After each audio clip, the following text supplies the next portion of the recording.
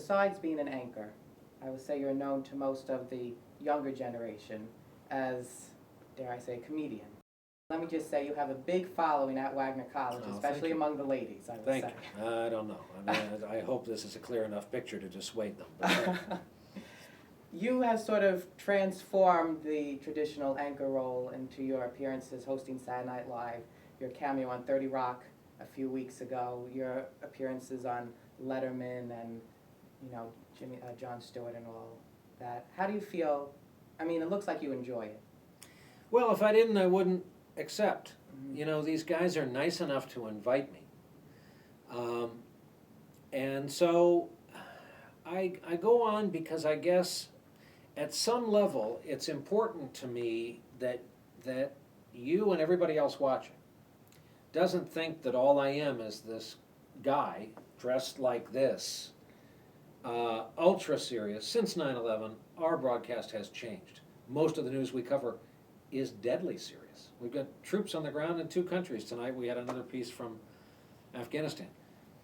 More to life than that. There's more to me than that. My family, my daughter in college always says she has no idea who the guy is who does nightly news.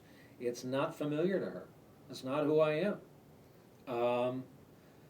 You know, on family vacations, I become Clark W. Griswold. I'm a complete goofball, and I love comedy as an art form. Love reading it.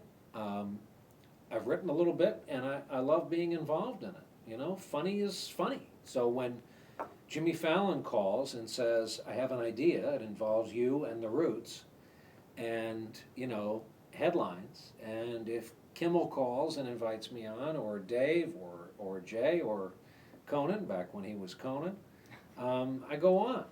SNL was one of the toughest decisions I've ever made. I didn't want to chase away 26 years of credibility in my day job. And yet, I've watched that show for over 30 years. You know, when our kids were old enough to sit through the material, we would watch it as a family. We're all night owls. And I've taken my entire family to so many live shows. What's one of the great things about working here is you can occasionally have tickets thrown at you and go to a live SNL. Now, as a former host, I have unbelievable privileges. I basically own the building, and people bow down or stop making eye contact when I walk by. I'm First kidding. thing I had to do was learn to kiss your ring. Yeah, absolutely, absolutely, and I thought you did it very well. Oh, thank you. So it's fun. It is fun, and more people, 80% of the people I see in airports, they don't come up and say, what a fabulous segment you did on Afghanistan 2 weeks ago. They say, I loved you on 30 Rock, or I loved you on SNL, or when you and Jon Stewart get together, that shtick you do where you're fighting each other or hating each other is great. I love it. So I can't control how people know me. Those who just know me from the news, I guess I want them to know that I have a pulse, that a half-hour time slot is very confining. If I had it to do my way, I would probably just get out there and ad-lib what happened today, but that's not fair to our correspondents, not fair to the facts of every story, so it lets me do something else. Who would you look to up as a comedian?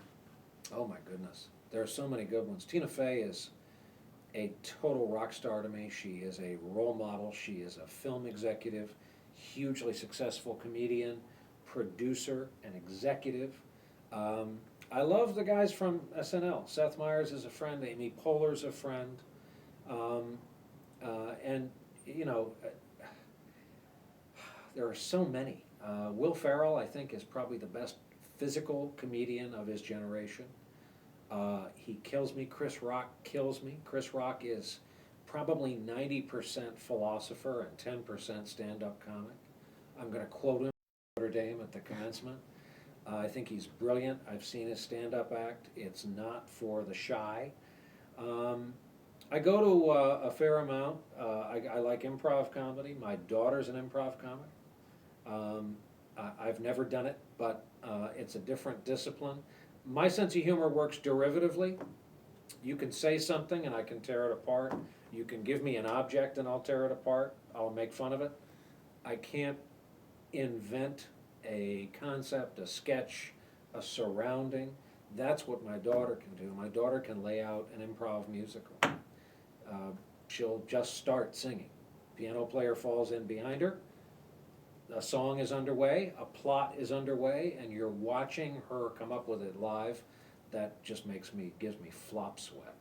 I can be funny if you give me material to be funny about. So I really admire the more inventive people in the comedy business.